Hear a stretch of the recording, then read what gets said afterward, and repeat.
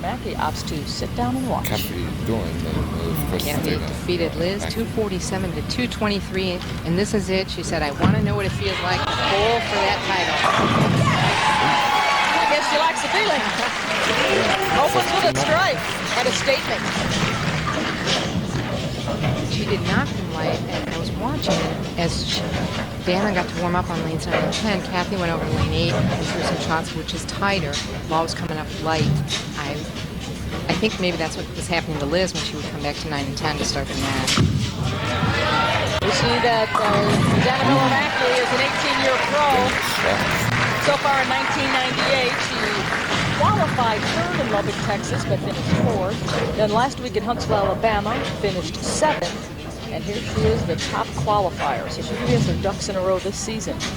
233 average this week, and she said this was the best start that she's ever had to a season, the most consistent start. She led this field by 367 pins.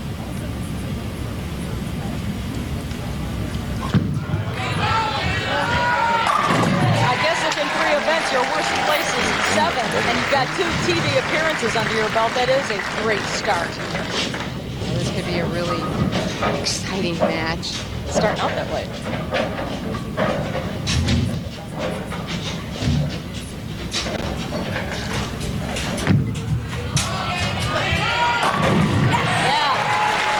They're both ladies over with a pair of strikes in their first 2 frames, and this is dead even. Cathy starts with the ball waist high. It's a 5-step approach. Watch how low she stays to the line all the way through. Knees bent. She's generating velocity with those legs. Look at the slide and the follow through. And this is the result. Watch her blow this rack. Head pin off the wall. Everything going left.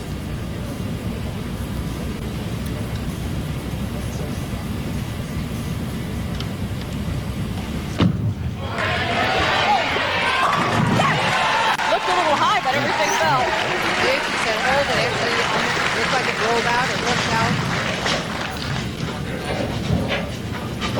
Well, we've got Dana Mackie with 2 strikes, Cathy Dorin with 3 strikes, and if you bowl a 300 game on television with all these strikes, that's certainly possibly in the works. You get $50,000 from MasterCard. Wouldn't that be exciting? Oh boy. We have 2 women who could possibly do it. Dana Mackie already bowled a 300 this week here in Jacksonville. You did it. I'm glad you did it. Thanks, Jan. See, I have to bowl with her all week. Okay, I'll take credit. Sorry, Dana. Those were the 300 games. Karen Stroud, Dana Mackie, Dee Davidson, Yvette Smith, 2 righties, 2 lefties. That was a great shot by Dana on the 7-pin rock that didn't fall. Okay, let's get to business. Shoot the spare. You might notice an extra hole there. She's not using that. She used to put her index finger in the ball. She's not doing that this year. She feels she's getting better hit on the ball and more consistent. Have you ever tried that, not putting your index finger in? I mean, just in a practice ball. Do you ever see what that is like? I don't use the index finger. Most players don't. I've never tried using it, so I don't know what difference it would make. How come you never tried? Didn't really have a reason to. She went to it because of wrist problems, trying to take the strain off of her wrist. She started using that index finger, and she said it helped her. But right now, her wrist is holding up okay. She's icing it down. I know Sandra Jo Odom uses it, another player that uses that index finger.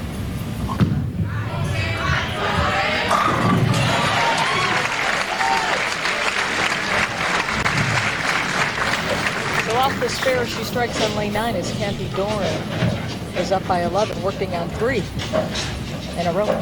Definitely going to be a carry contest. Both players deadlined into the pocket.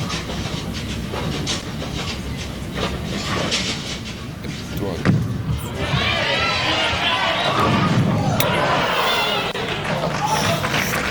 ladies leave a pin standing in the 4th frame. 4-pin. Ball just driving a little too hard.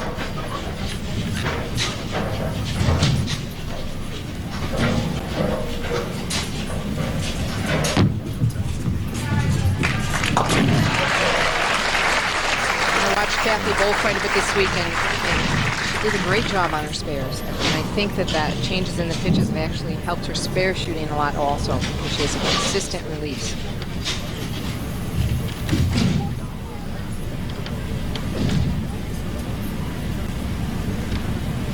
So Cathy's grip, she just uses the traditional fingertip. When we were discussing the index finger placement, I guess what I should have asked you, do you try all grips? Do you try with the index finger or without? But I guess you just go with what works and carry on? Yeah, it's just something that I've never tried. A lot of players probably have not tried that. This ball hitting a little bit weak, into the oil a little bit. She's been coming pretty high on that lane. 6-pin lays down in the channel.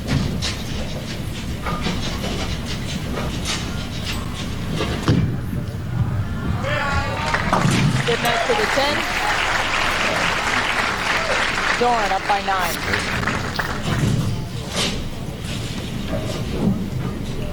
Now she has some balls. In fact, that ball does not even have the finger hole in it. Her spare ball's older, so she still has it with the old grip.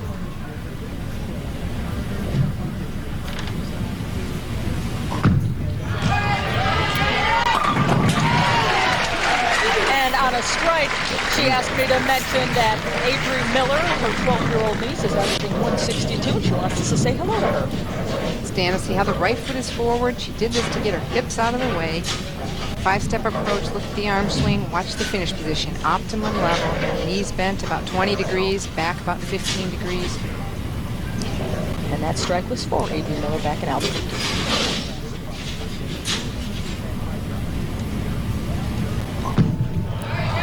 She's got 2, she's got 3. There goes Dana. Plus 11. Come on. Come on. Yes.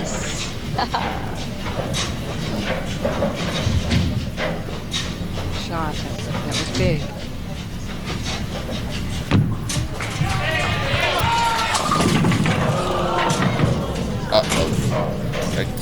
Saw that turn in high in the lane. Oh, just taking a jump, maybe a little bit softer into the dry just a little bit early. She needs to just take 2 pins here. There's a lot of frames left.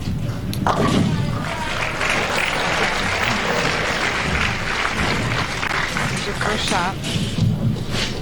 Sets it down about 15, out to about 6th board. Looked like it should have been a good shot. And then the big turn. Just continued coming. It didn't lay off like the last shots have been doing, almost rolling out. That one continued driving. The real measure here will be if she can recover from that.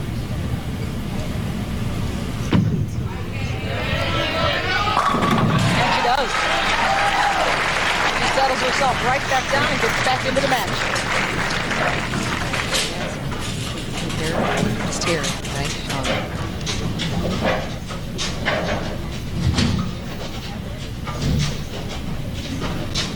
300 this week. And she's nowhere near that low, so we don't have to worry about that.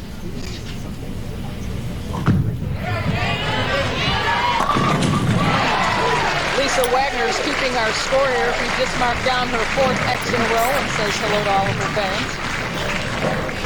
Kind of getting a break on that one.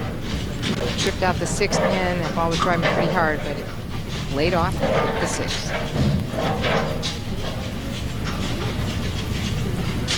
Look at that average on the TV pair, 260. I think she likes this pair. I think so. I think she likes Jacksonville, Florida.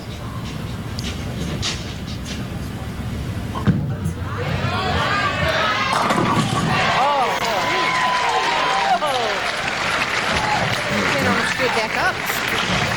She was about 3 lanes over, trying to knock that one down with body English. Shot coming in light. Let's watch it. Head pin. It's going to go off the wall. It's a head pin. Almost stood back up off the wall.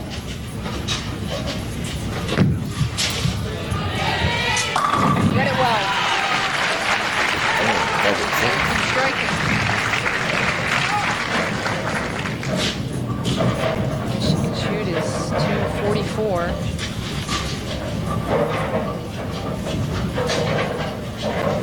And I'm working on a 239 pace. 249, excuse me. So if she continues to strike, Dana will need to continue to mark.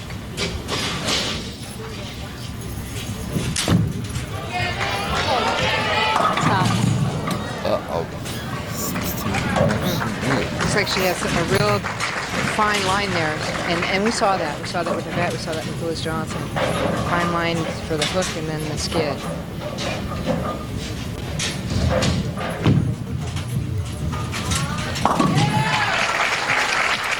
And recovers nicely.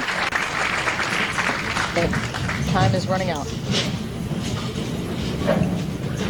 2:22 if she can strike out. Dana's working on 5 in a row. This match is pretty much over with a good. Count doesn't get much better than that.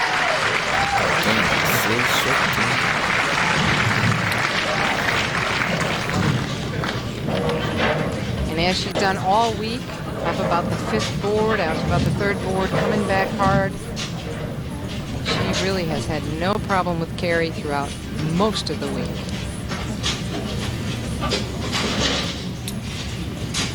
Because that straight there locked up the tartan.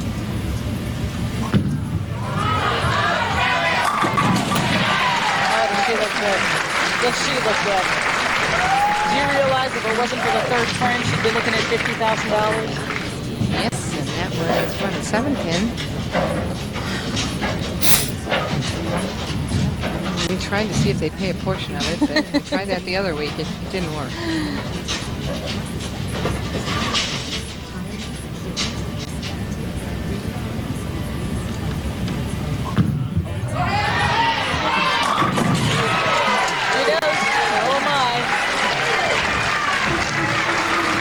Led the field by 367 pins, and she wasn't about to relinquish that lead tonight.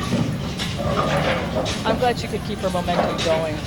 Cathy Dorin can only sit and watch, but what a fine week she has had. And Dana Miller-Mackie was just so strong, and sometimes in the stepladder finals, it's so hard to finish first. She did it. Only 7 of 21 TV finals saw the #1 seed finish #1. Dana Miller-Mackie becomes 8-22, and yes, she's happy. Cathy Dorin stepping up. Fine week for her. A big step. To say, you know, hi to her mom, Marianne, and dad, Big G. Thanks to Joe Migliero for his help with her thumb inserts. Got a bad payday, $6,000, but she said she needs it for a long-distance phone bill. She's always calling home, calling her boyfriend, and it adds up. And I think we talked about it. We need a telephone company to sponsor the tour as emotions run high for Dana Miller-Mackie. A lot of phone calls home tonight.